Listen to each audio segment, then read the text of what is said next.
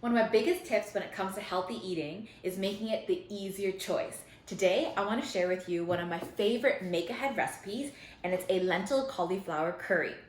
Now, it's a little bit of a twist though, because I've also added in a little bit of halloumi cheese to it for extra flavor and a little bit of a flair. Now, you can always replace the halloumi cheese with either paneer or extra firm tofu to keep it vegan friendly. So let's get started.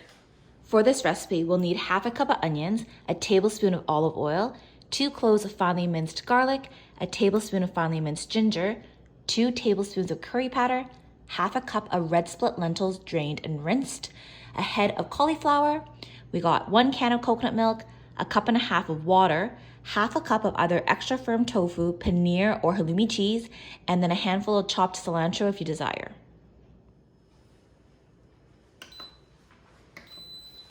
Once the Instant Pot is preheated, add the oil and the onions and stir for about 1 minute.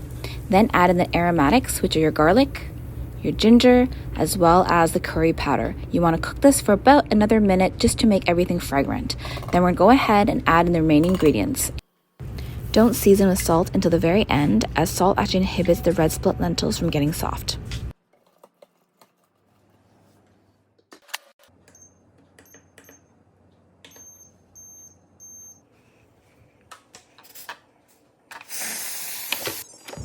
Last but not least, let's stir in your halloumi cheese, paneer or tofu, and cilantro if using.